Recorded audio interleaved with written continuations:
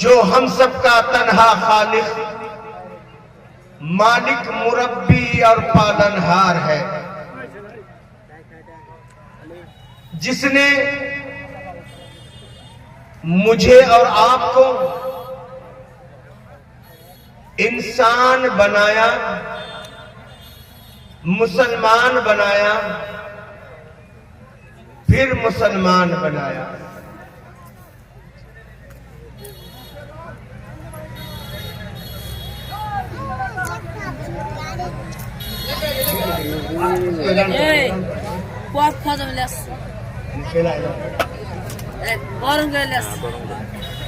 دیکھیے ایک معصوم بچی جو ہمارے پاس اسٹیج پہ ہے، شاید اس کی ماں یا باپ گم،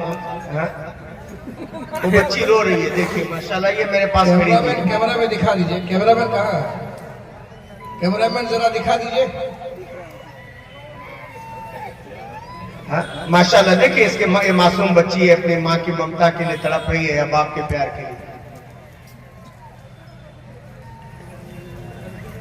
الحمدللہ والصلاة والسلام علی رسول اللہ وبعد۔ حضرات گرامی،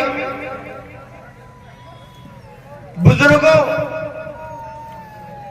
راہ حق کے نوجوان ساتھیوں، چمن رسالت کے شاہی صفت پروانوں، اسلامی ماں اور بہنیں، ملت اسلامیہ، اللہ رب کریم کا شکر و احسان ہے، اس سرد رات میں ماشاءاللہ بڑی دل جمعی کے ساتھ آپ علماء کرام، خطباء اعظام کے بیانات سن رہے ہیں۔ سننا کمال نہیں، سنانا کمال نہیں۔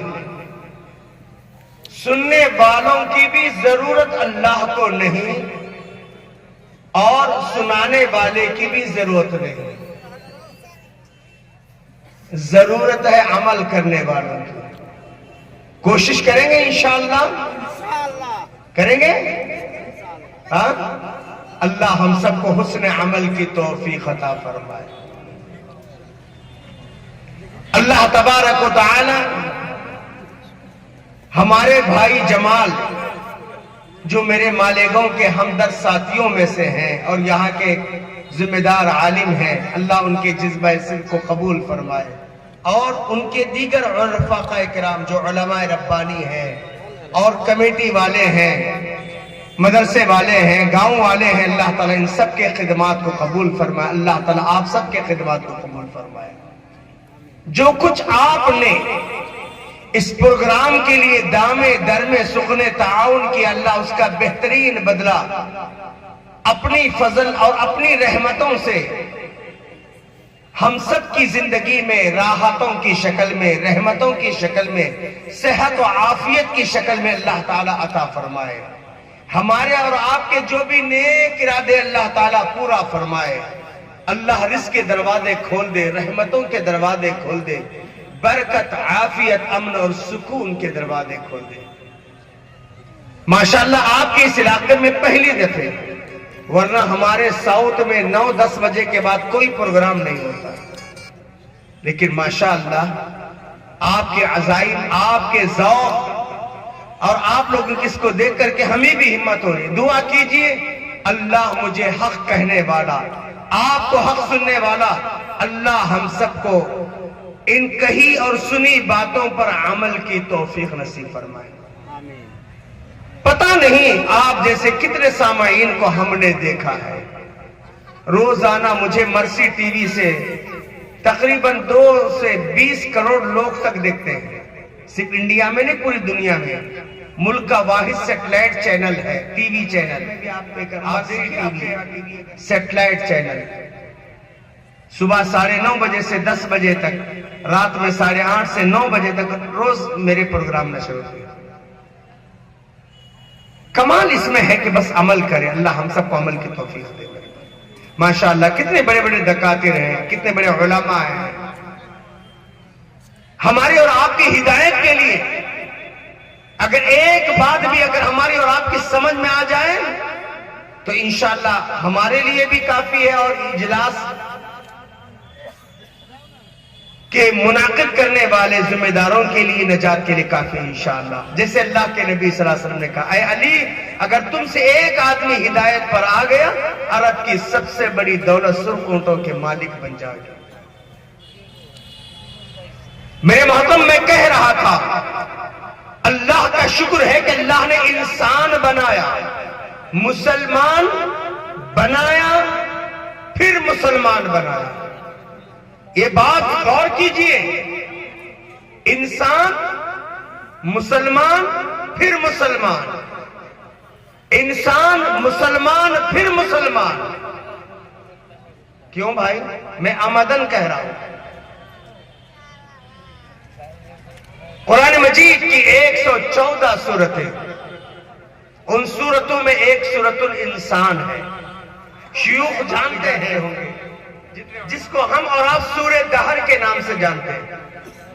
اللہ نے پہلی آیت کے اندر چیلنج کیا، هل اتى على الانسان حين من الدهر لم يكن شيئا مذكورا. کیا انسان اپنا ماضی بھول گیا ہے؟ کیا انسان پہ وہ زمانہ نہیں آیا؟ کبھی بولتا نا یار تیرے اوقات کیا ہے، ارے تو کون ہے نا. اللہ تعالیٰ بھی یاد دلا، انسان تو کون ہے، تیرے اوقات کیا تھے، تیری حیثیت کیا تھی، تیری پوزیشن کیا تھی. هل اتى على الانسان، کیا انسان پہ وہ زمانہ نہیں آیا، لم يكن شيئا مذكورا، قابل ذکر چیز نہیں تھا. اللہ تبارک و تعالی نے انسانیت کی بھیڑ میں ماشاءاللہ دکتور بیٹھے ہوئے ہیں، شیخ مدنی صاحب بیٹھے ہوئے ہیں، دیگر علماء بیٹھے ہوئے ہیں.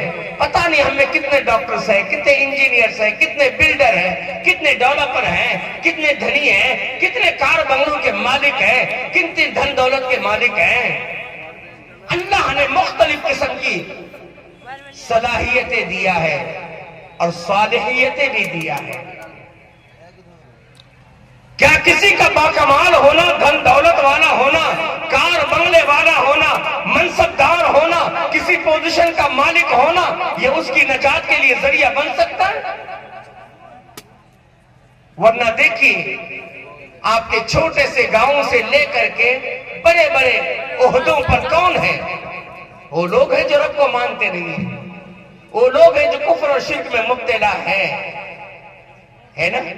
کسی کا منصبدار ہونا، دھنی ہونا، دھن دولت والا ہونا، کار بنگلے والے ہونا کمال نہیں ہے.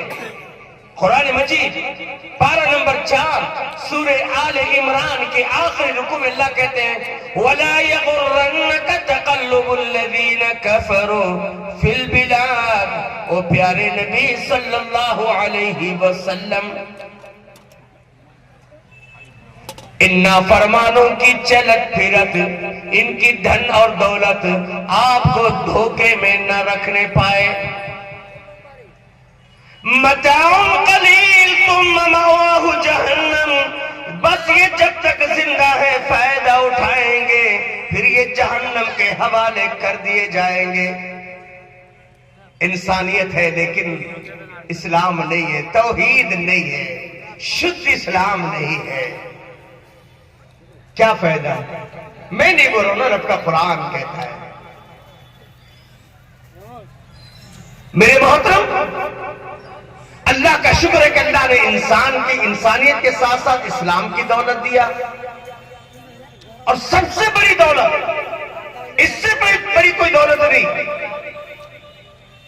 جیسے کہ صحیح بخاری کے اندر حضرت عبداللہ ابن عباس رضی اللہ عنہما سے روایت ہے، سیدنا موسیٰ علیہ السلام، کیا لقب تھا ان کا؟ کلیم اللہ نا، اللہ سے بات کرنے والے نا. اللہ سے بات کرنے کے دوران کہتے ہیں اللہ کوئی خاص وظیفہ، کوئی خاص عمل بتا دیجئے. تاکہ آپ کی میری محبت میں اور اضافہ ہو جائے، میں آپ سے اور قریب ہو جاؤں۔ اللہ تبارک و تعالی نے سیدنا موسیٰ علیہ السلام سے کہا، یا موسیٰ قل کلمۃ لا الہ الا اللہ، اے موسیٰ کلمہ لا الہ الا اللہ کہو، ہے نا؟ اگر میں شیخ طارق سے کہوں کلمہ لا الہ الا اللہ کہو، کہیں گے بابا آپ تو انڈیا میں پڑھے یار، میں تو مدینہ میں پڑھا ہوں۔ اگر میں کہوں دکتور مجاہد سے کہ شیخ صاحب کلمہ پڑھیے تو تعجب لگے گا، بابا میں تو ڈاکٹریٹ کیا ہوں مدینہ یونیورسٹی سے، یہ نئے کون سے مجھے لا الہ الا اللہ کی تعلیم دے رہے ہیں؟ وقت کے پیغمبر ہیں، سیدنا موسیٰ علیہ السلام ہیں، جلیل قدر پیغمبر ہیں، اولو العزم پیغمبروں میں سے ہیں، بڑی اہم شخصیت ہیں، اور اللہ تعالیٰ کا موسیٰ لا الہ الا اللہ کہو۔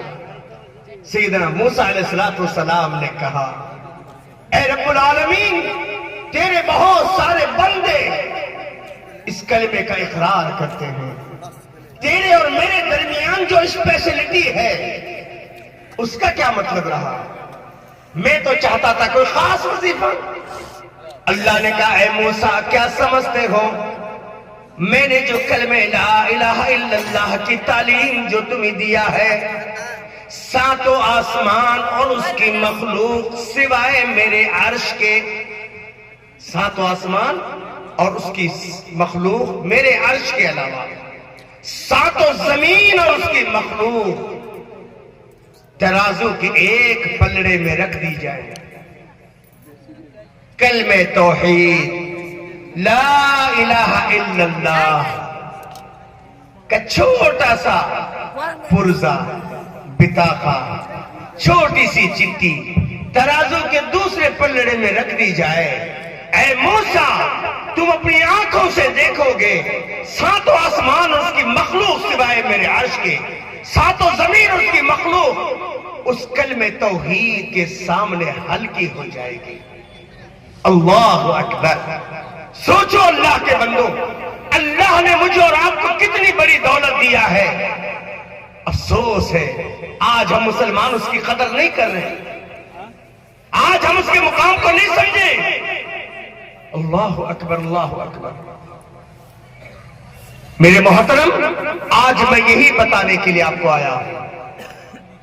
سوچئے قرآن مجید پارہ نمبر 17 سورہ انبیاء کے آخری رکوع میں اللہ کا فرمان ہے، وَلَقَدْ كَتَبْنَا فِي الزَّبُورِ وَلَقَدْ كَتَبْنَا فِي الزَّبُورِ مِن بَعْدِ الذِّكْرِ أَنَّ الْأَرْضَ يَرِثُهَا عِبَادِيَ الصَّالِحُونَ، اور البتہ تحقیق کہ ہم نے زبور کے اندر، پہلی آسمانی کتاب کے اندر، وہ من بعد الذکر، اور اس کے بعد والے ذکر کے اندر، تورات، انجیل، قرآن، زبور اس کے بعد والے ذکر کے اندر، وَلَقَدْ كَتَبْنَا فِي الزَّبُورِ، تحقیق کہ ہم نے زبور کے اندر یہ لکھ دیا ہے، وَمِن بَعْدِ الذِّكْرِ، اور اس کے بعد والے ذکر کے اندر، أَنَّ الْأَرْضَ يَرِثُهَا، بے شک اس زمین کے ٹھیکیدار، اس زمین کے پٹے دار، اس زمین کے حقدار،